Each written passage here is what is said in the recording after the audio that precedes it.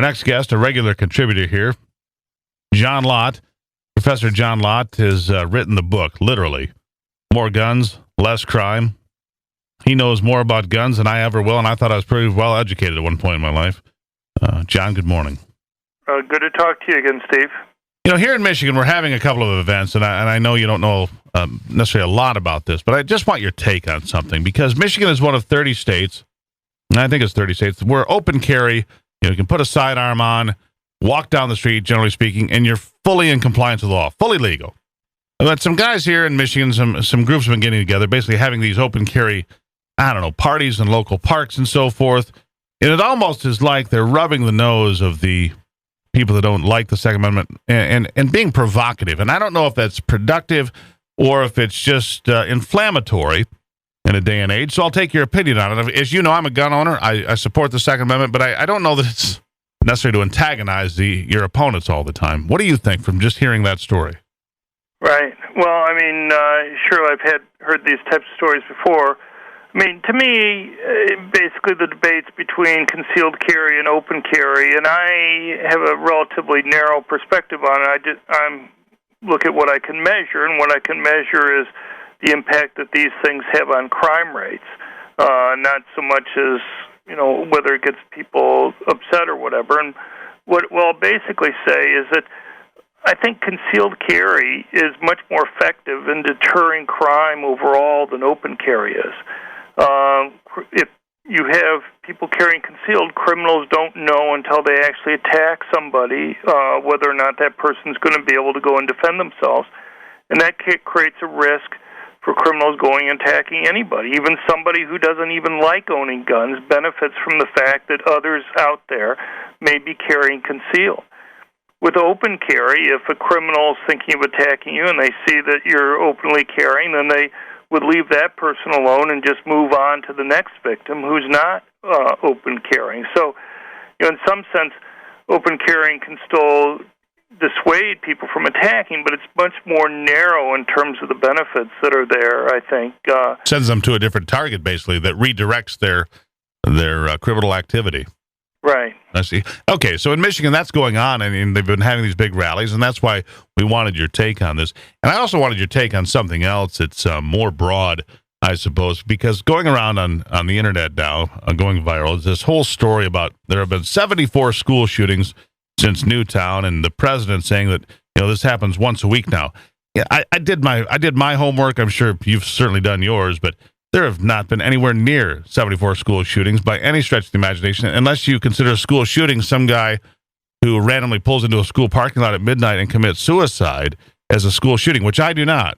But this is going around the internet, people being led to believe there's been 74 school shootings that have just been kept hush-hush by the media.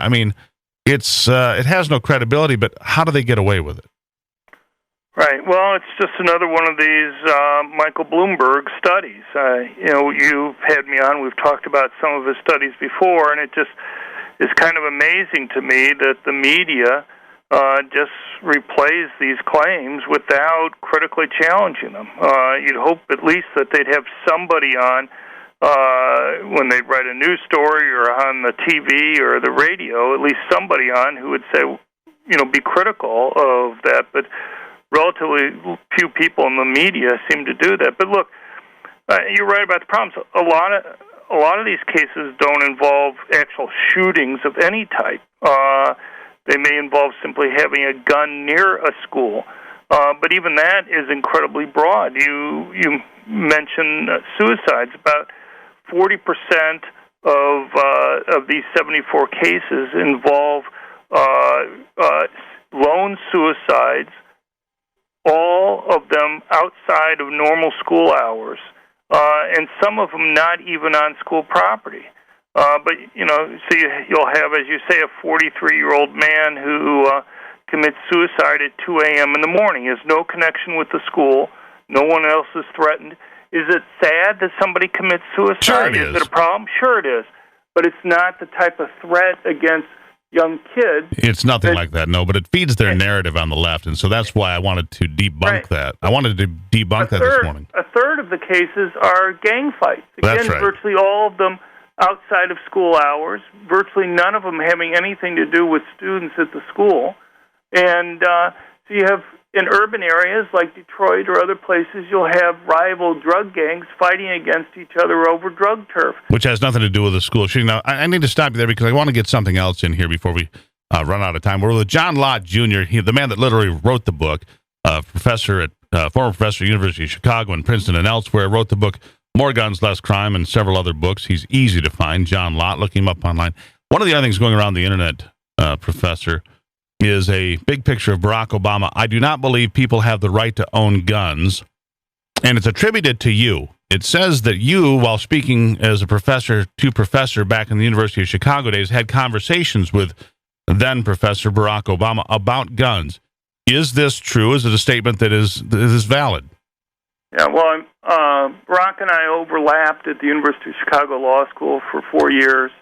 When I was teaching there, he was a lecturer, and a part-time lecturer. And the first time I went up and I introduced myself to him, I said hi, told him who I was, and he says, "Oh, you're the gun guy." And I say, "Yeah, I guess so." And he just turned and looked at me and said, "I don't believe people should be able to own guns." And I had heard that he'd been helping out with the city of Chicago suit against the gun makers and what have you. And I said, "Well, maybe we can get together for lunch sometime and talk about it." And he just kind of wrinkled his nose, turned his back on me, and walked away. And that was the end of our first conversation. And I have to say, it was pretty consistent across conversations. I must have had interactions with him a couple dozen times when I was there. But, usually it would just be him turning his back on me and walking away. And I'm sure I was not his favorite person. But it was more, the thing that struck me so much was, look, I admit I'm a relatively conservative guy. And in academia, that makes you pretty unique. And so I'm used to having a lot of academics arguing with you on things like that. But the thing is, Barack, he didn't argue. He just seemed to think you were evil because he disagreed with you and just disliked you. And so, he wouldn't shake hands. I remember one time... hey, Professor, can you hold the line right there? Can you hold through one break? Because I want to finish this part of the conversation. If you've got a couple of minutes longer. I'd like to finish this conversation. We're on the line with Professor John Lott, the man that wrote the book, More Guns, Less Crime. The President of the United States told him personally, "I don't believe people should own guns." Continuing our conversation now with John Lott Jr., former professor at Princeton and the University of Chicago, currently the president of the Crime Prevention Research Center, a regular contributor here to the program. And you had time that overlapped with President Barack Obama when you were both professors at the University of Chicago. And for anybody that missed it, I want you to say again that first comment that the President of the United States said to you after he said, "Oh, you're the gun guy." And then what did he say, John? Well, he looked at me and he said, "I don't believe people should be able to own guns."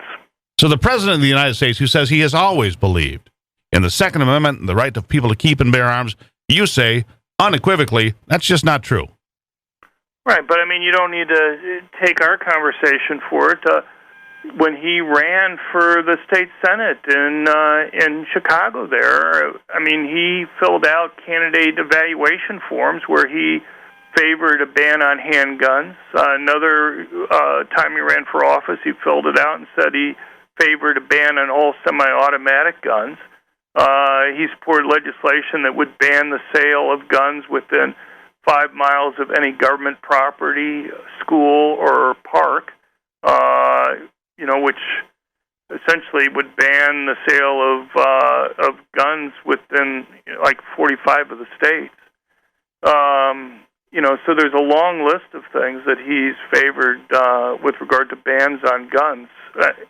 So in fact, in 2008.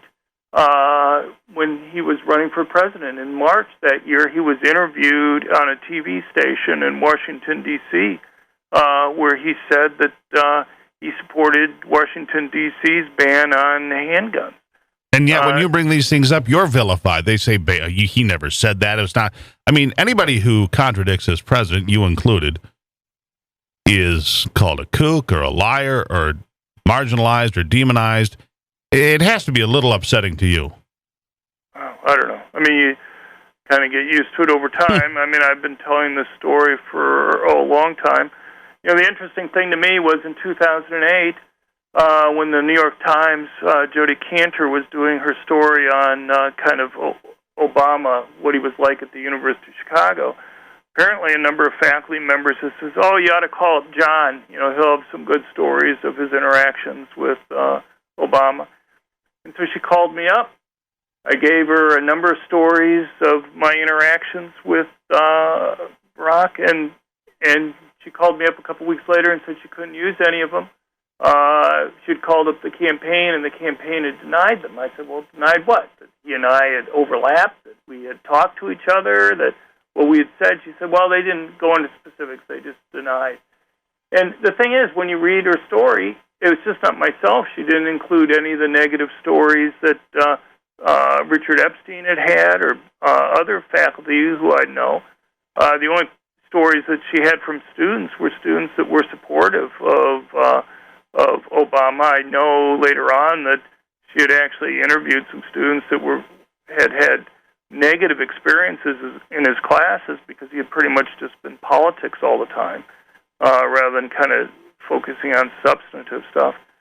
And so, you know, it's been set from the beginning, and fascinating stories. I don't know why we had never gotten into this before, but I would like to have you back sometime soon. Talk more about all this. Talk about your new books. What's your latest book, John?